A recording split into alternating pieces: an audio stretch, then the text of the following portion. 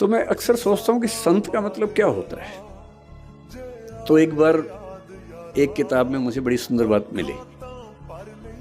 एक उम्र तक मेरा थोड़ा सा लेफ्टिस्ट आइडियोलॉजी की तरफ काफ़ी झुका हुआ था, तो मुझे धर्म, संत, इन सब से लगभग अरुचि सी थी।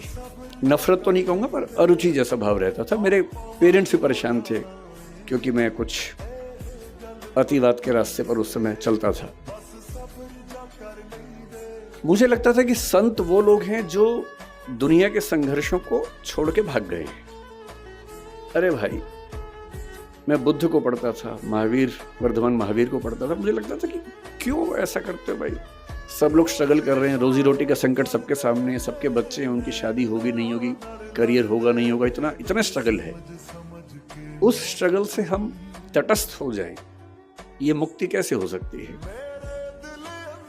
फिर एक बार मेरे हाथ में किताब लग गई, क्योंकि मुझे किताब पढ़ने का शौक है और मेरे सबसे अच्छे दोस्त अगर कोई हैं तो किताबें ही हैं।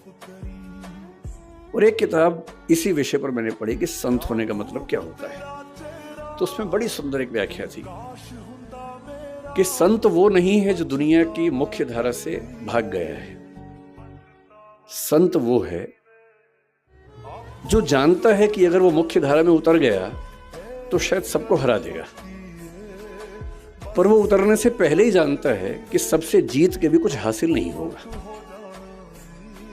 और इसी बात को कुछ और लोगों ने दूसरी भाषा में कहा, the most interesting thing about the rat race is that even if you win you are still a rat. चूहों की दौड़ की सबसे रोचक बात यह है कि अगर आप जीत भी जाएं तो भी चूहे ही रहते हैं।